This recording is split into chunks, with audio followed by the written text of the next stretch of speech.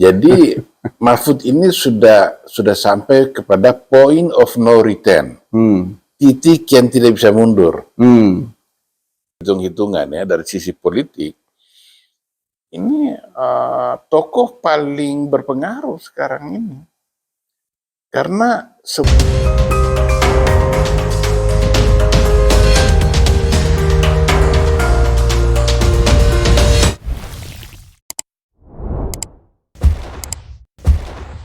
Assalamualaikum warahmatullahi wabarakatuh.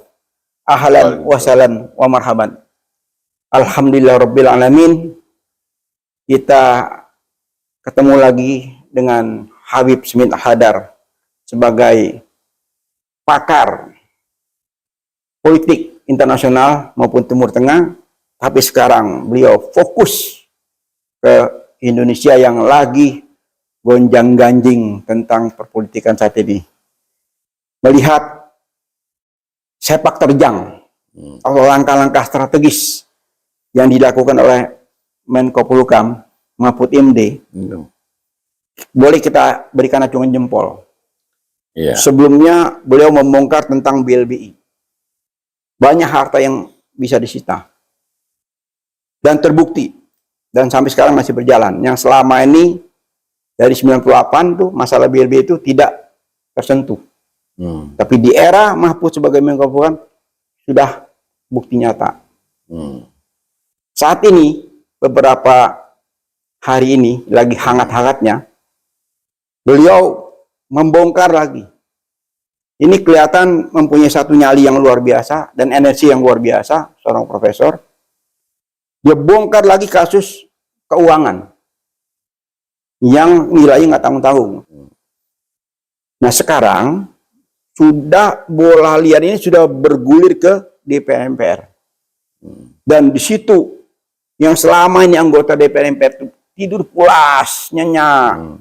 Tidak ada hal-hal yang luar biasa, sampai saya berpikir ini masih ada nggak sih anggota DPR? Kok sunyi senyap? Bermunculan kasus, termasuk kasus BLBI nggak ada bunyi. Kasus ini nggak ada bunyi. Kasus yang seperti EKTP juga tidak bunyi, karena ada keterkaitan dengan mereka bungkam. Nah saat ini sudah mulai bersuara, ya kita berharap dengan anggota DPR saat ini meninggalkan legasi bahwa eksistensi mereka itu masih ada dan berhasil membongkar kejahatan korporasi yang saat ini sedang berjalan. Gimana menurut Habib Smith? Iya, jadi ada lagu terkenal dulu dari, kalau nggak salah dari Oma Irama, kau yang mulai, kau yang mengakhiri. Jadi Mahfud ini sudah sampai kepada point of no return, titik yang tidak bisa mundur. Jadi sekarang karena dia yang memulai permainan, maka dia juga yang harus hentikan. Tapi penghentian permainan ini harus bisa memuaskan publik. Ya, betul. Nah, karena sudah bergulir kan? Sudah bergulir, dan kalau dihentikan sekarang, Mahfud itu akan jadi nangka busuk. Seperti nangka itu kalau dia sudah matang dan tidak cepat dimanfaatkan, dia akan jatuh seperti nangka busuk. Nangka itu kalau busuk dia jatuh itu pecah. Ya hari ini juga cukup menarik nih. Hari ini ada di medsos itu bahwa berkembang Mahfud ini mendapat dukungan sekian puluh profesor, ratusan bahkan. Ini juga bukti nyata bahwa perhatian publik tentang ini kan luar biasa. Iya, dan harapannya rakyat itu luar biasa besarnya. Dan profesor itu kan simbol dari cendekiawan. Mereka ini obor dari masyarakat dalam kegelapan itu. Profesor itu merupakan hati nurani, merupakan pikiran dari bangsa ini. sehingga dukungan mereka itu punya bobot yang lumayan besar gitu. Nah, ini konsekuensi dari peristiwa yang sudah terbongkar dan mengerikan itu. Apa nih skandal apa nih transaksi ilegal, transaksi yang mencurigakan itu bukan main-main. 349 triliun rupiah di saat sebagian rakyat Indonesia itu belum bisa tidur nyenyak karena kelaparan gitu. Ya. Nah, sementara para pejabat ini sudah korupsi itu menjalankan gaya hidup hedonis gitu, gaya hidup yang foya-foya, mempertontonkan kekayaan hanya untuk menyenangkan dirinya sendiri.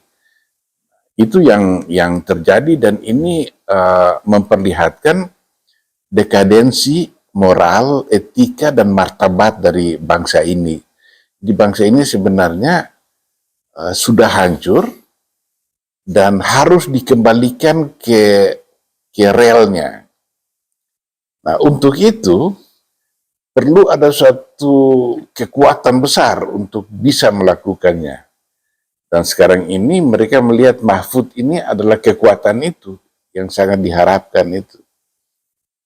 Nah, Mahfud itu sekarang ini sebenarnya kalau kita hitung-hitungan ya dari sisi politik, ini tokoh paling berpengaruh sekarang ini.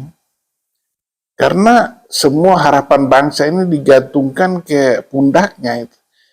Dan kita lihat itu DPR itu nggak berdaya menghadapi dia. Karena orang masuk ke kandang macan di DPR itu biasanya kan DPR itu merasa diri punya otoritas, punya kesucian, sementara yang datang menghadap mereka ini dilihat sebagai pesakitan yang mau dicecar ini.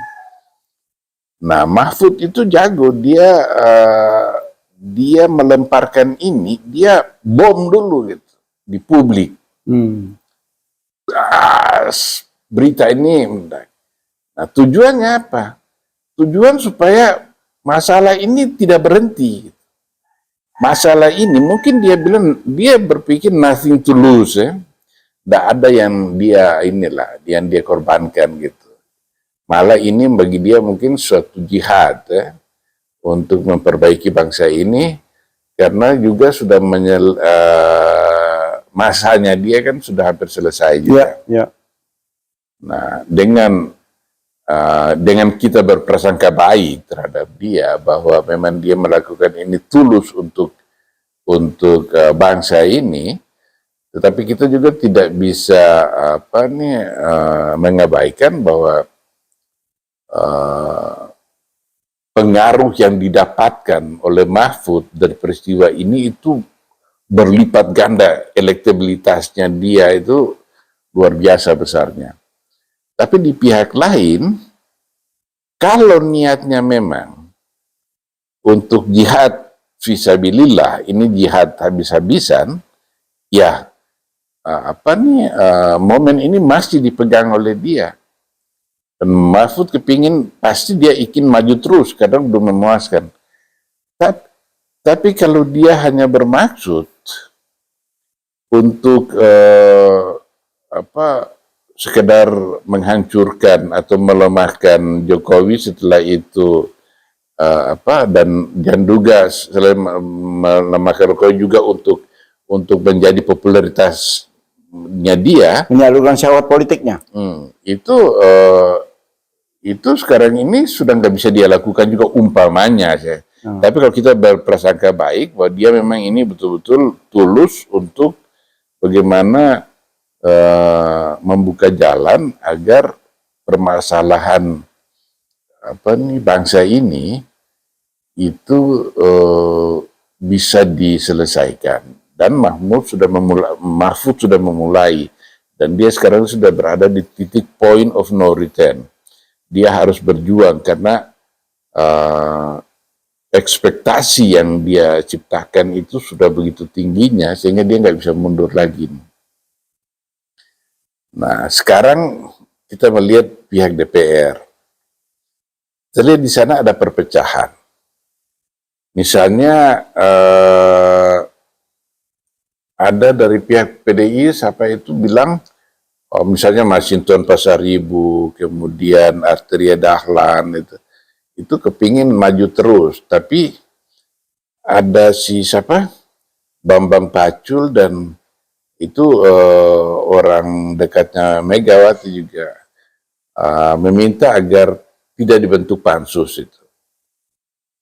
Nah, tapi saya kira itu tidak mudah itu mengabulkan harapan dari PDIP untuk menghentikan atau mengisolasi masalah ini sudah nggak bisa. Ya, oke, kembali ke Bambang Pacul tadi, menarik nih, orang dekat Mega. Jelas-jelas Mahfud di forum kemarin meminta Bambang Pacul untuk mensukseskan undang-undang perampasan. Itu terang benderang dikatakan oleh Bambang Pacul, ini ibu yang punya kewenangan, bukan saya.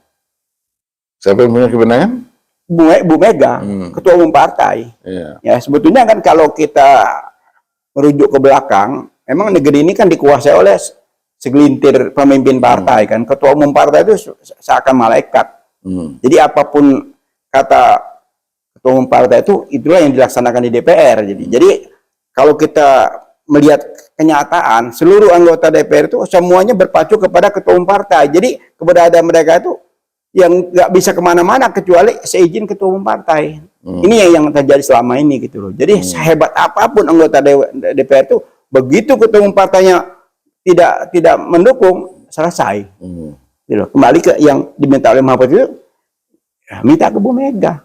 Karena di sistemnya ada di situ. Ini apa seperti apa namanya pendapat antum? Iya, tapi gini, partai paling banyak koruptornya itu atau yang paling banyak terlibat dalam korupsi itu PDIP. Nah, ini keluar ke situ ketemu.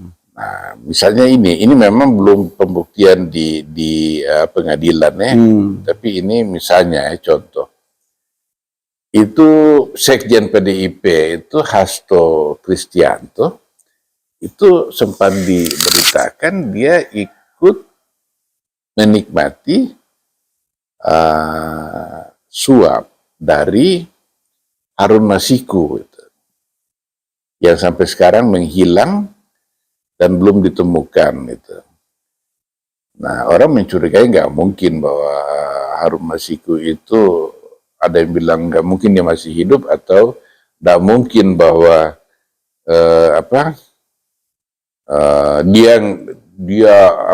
dia bersembunyi sedemikian rupa sehingga nggak bisa dilacak. Polisi tahu itu di mana dia berada. Cuman dia ini harus di dalam tanda kutip dihilangkan lah. Karena kalau berita itu benar, ini kan berbahaya bagi PDIP itu.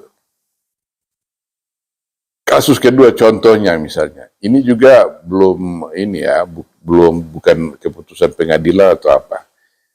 Tapi menurut Setia Novanto, otak dari mega korupsi EKTP itu yang mendapat uang itu bukan cuman Ganjar Pranowo, tapi juga Puan Maharani juga ikut menikmati.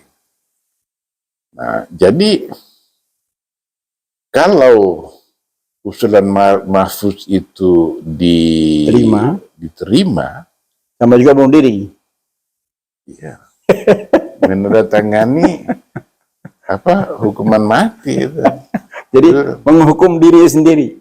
Ya, menghukum dirinya sendiri, dan ini pekerjaan yang bukan pekerjaan yang ringan ini. Jadi kalau begitu, apa yang antum sampaikan tadi, Bu Mega tuh satu kubu dengan Mahfud ini masih ada tanda kutip ya. Di satu sisi dia menjalankan apa namanya misinya Bu Mega untuk menghancurkan Luhut dan Jokowi, di sisi lain ini muncul apa namanya isu-isu lain lagi nih yang tidak memihak ke Bu Mega.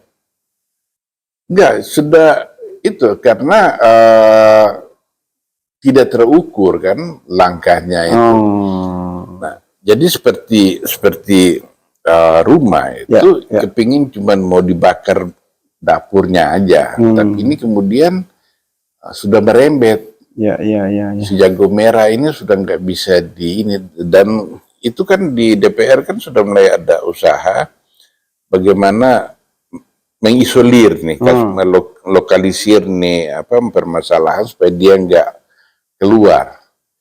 Tapi kalau kita lihat Mahfud, ini orang ini berani gitu, dia berani dan dia sudah mandi.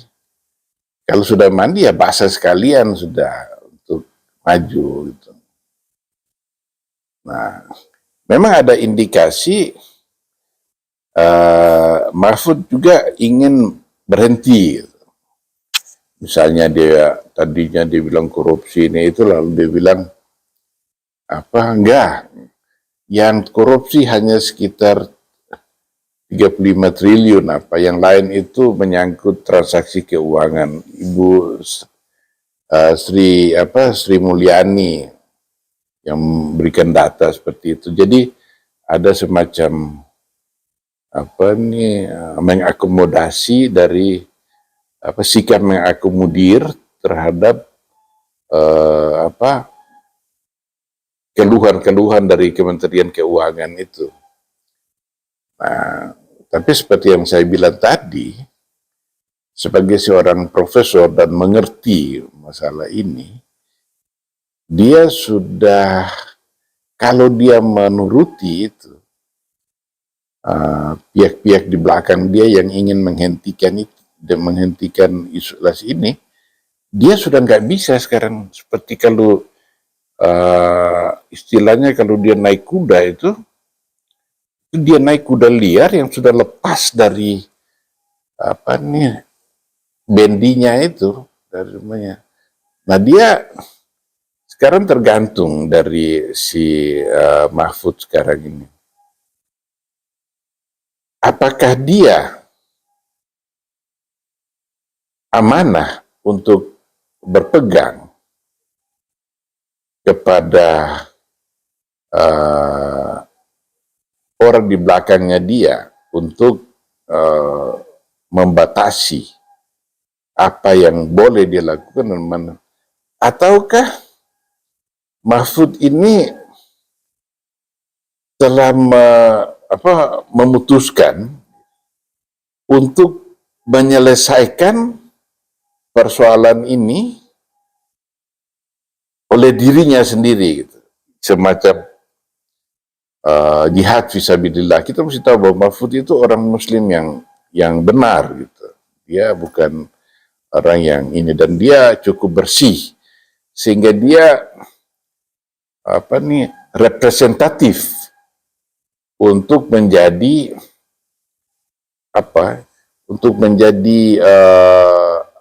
ujung tombaknya rakyat dalam memecahkan masalah ini. Dan kalau dia ada punya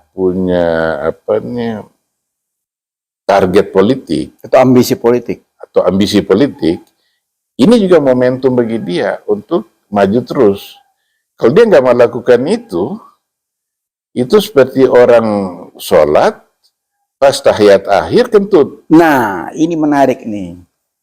Menarik jadi banget. Batal iya, menarik sekali nih. Anies Baswedan, calon presiden yang sudah menggema baik di dalam negeri maupun ke dunia internasional, lagi mencari figur wapres yang dicari. Kebetulan yang kita lihat selama ini, hak itu ada pada beliau untuk menentukan siapa pendampingnya.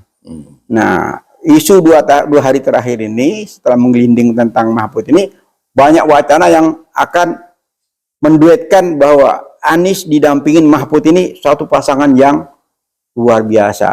Tapi saya sebagai politisi dan LSM yang mengkritisi perilaku politisi tidak sependapat.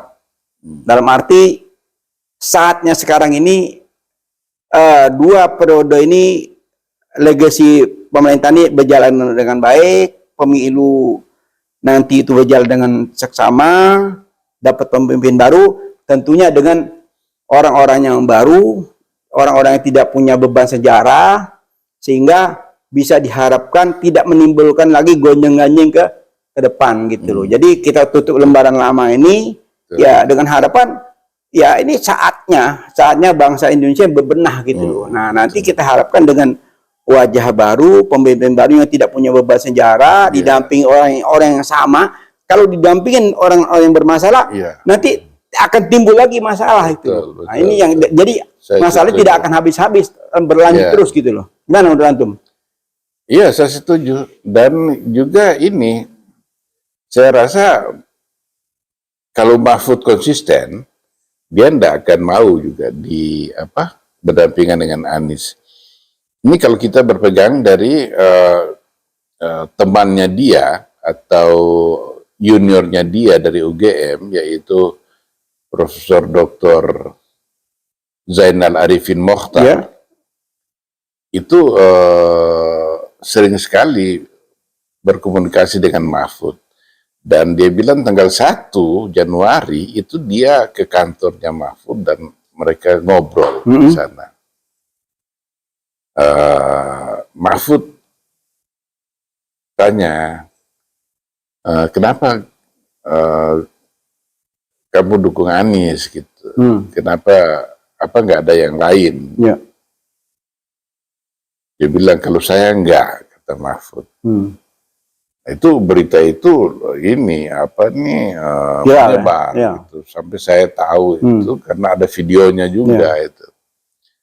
Nah, jadi betul bahwa politik itu cair dan dinamis dan pada akhirnya kepentingan itu abadi. Tapi kalau saya sependapat dengan Anda tadi yang mengatakan bahwa lebih baik Anies tidak melirik dia gitu. Karena sudah dari awal itu kan seperti dikatakan tadi, dia sudah membawa satu beban dari luar, dari pemerintahan lama, dan kemudian dia sudah memperlihatkan sikap yang tidak bersesuaian dengan Anies. Dia tidak memberi penjelasan kenapa dia nggak suka sama Anies gitu. Nah, kalau saya dalam posisi Anies Baswedan, saya juga nggak akan mau berpasangan dengan dia.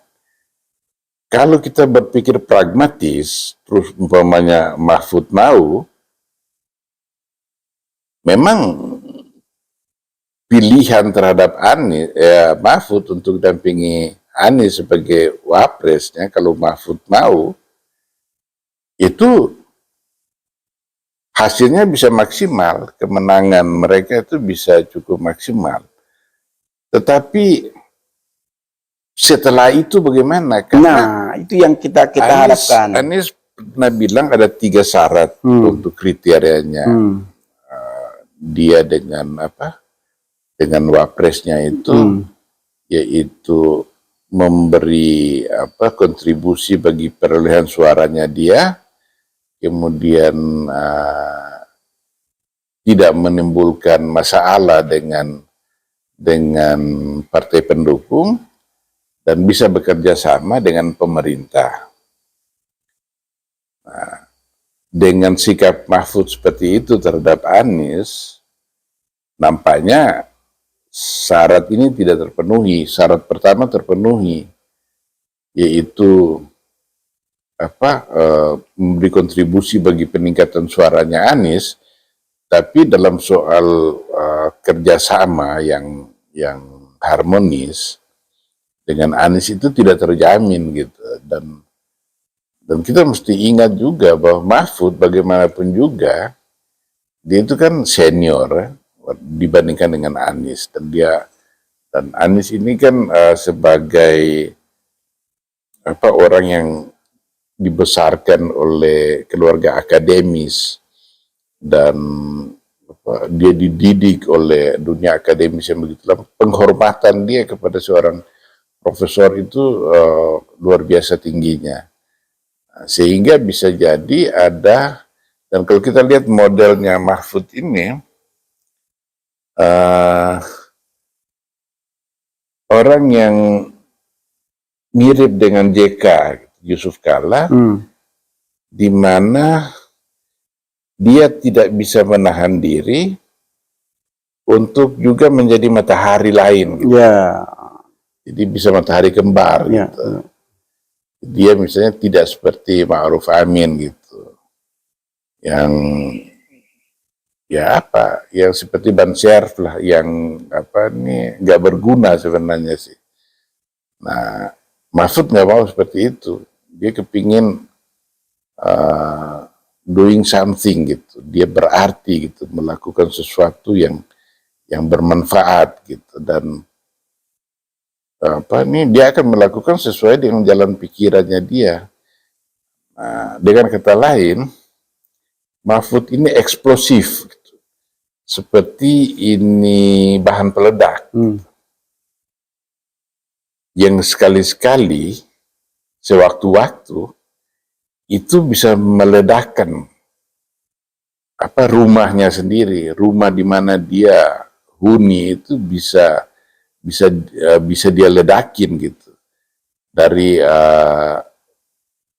contoh yang sekarang dia perlihatkan. Nah, kalau kita berprasangka negatif,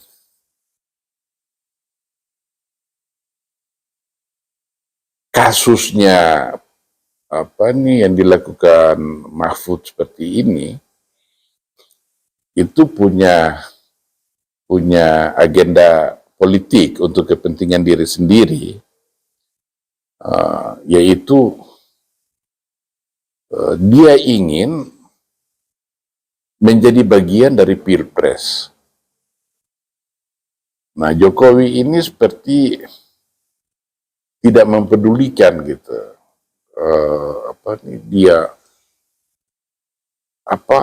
Dia urus Ganjar, dia urus Erik, tapi Mahfud kok nggak dilirik sama sekali.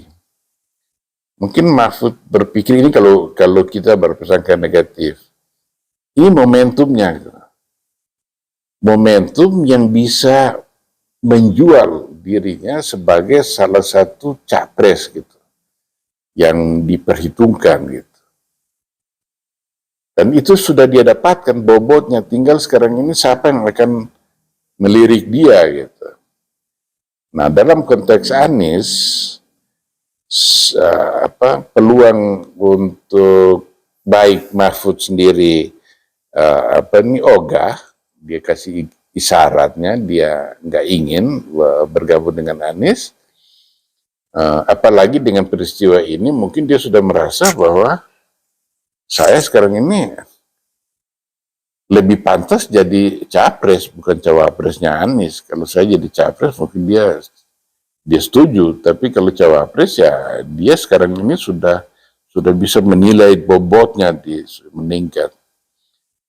Nah, jadi dari pihak Mahfud sendiri ada resistensi dari dia terhadap Anies. Nah,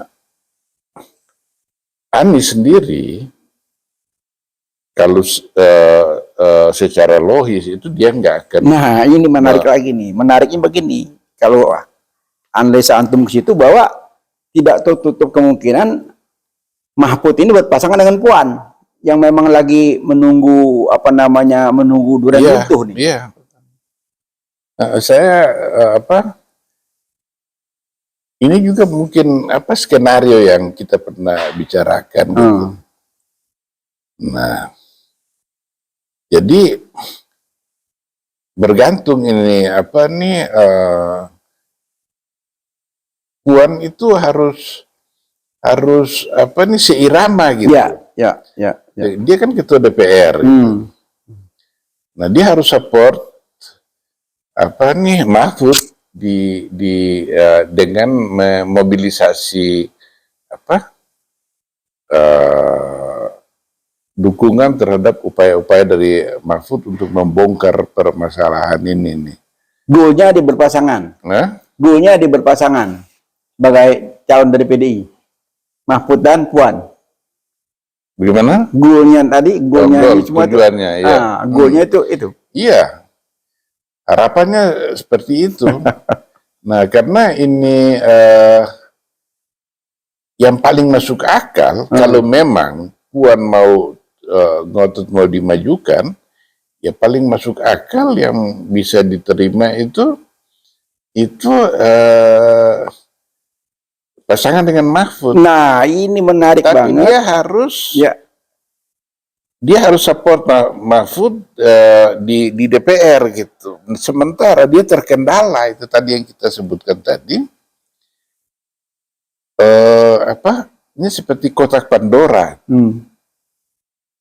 Kalau masalah korupsi kalau masalah penyitaan hasil dan pembongkaran sampai menyeluruh, ini seperti buka kotak Pandora. Jadi kotak Pandora itu kalau dia dibuka, itu segala binatang ini itu semua keluar itu. Nah, itu yang tidak diinginkan dan tidak mungkin terjadi kan. Iya, sekarang kembali lagi ke Pilpres 2024 akan datang nih, kontestasinya semakin menarik nih. Jadi kalau memang betul terjadi pasangan Mahfud dan Puan, artinya bertanding dengan Anies Baswedan, entah pasangan dengan siapa. Ini menunjukkan Pilpres ini mudah-mudahan punya bobot sejarah yang luar biasa, karena ada dua tokoh. Satu tokoh anaknya cucunya Soekarno sebagai penerus generasi, satu sisi Anies Baswedan juga sebagai anak cucunya pahlawan nasional. Ini makin menarik. Tinggal rakyat ini diberikan satu kesempatan yang sejujur-jujurnya sehingga menjadi suatu pemilihan yang betul-betul fair. Iya, gitu. betul. Jadi cuman kita sanksi mengenai mentalitas dari tokoh-tokoh politik di Indonesia ini terlalu pragmatis. Mereka ini hanya berpikir mengenai keuntungan sendiri gitu. Tidak ada jiwa yang terdorong untuk membenahi bangsa ini. Ini membuat saya pesimis. Nah, mungkin jadi kita memberikan satu optimisme aja, jangan pesimis. Optimis, karena generasi ke depan ini sudah harus kita benahi, terutama LSMP sini, khas channel ini kita mencoba memberikan pencerahan kepada khususnya politisi dan elit-elit politik dan orang yang senang berpolitik, bahwa saatnya kita ini pemilu dengan damai, pemilu dengan tenang, dengan jujur, dan tidak lagi terjadi kerusuhan sana sini, tidak timbul lagi kadu dan kampret dan sebagainya. Sehingga kita kubur dalam tuh suasana yang lalu, seperti halnya waktu Habibie menjadi presiden, itu semua tahanan politik dilepaskan, dibebaskan, sehingga ada satu kedamaian ke depan. Karena kita masih berharap bangsa ini banyak sekali masalahnya, setumpuk masalah. Nah, tentunya nanti kita akan memesankan kepada siapapun terpilih nanti,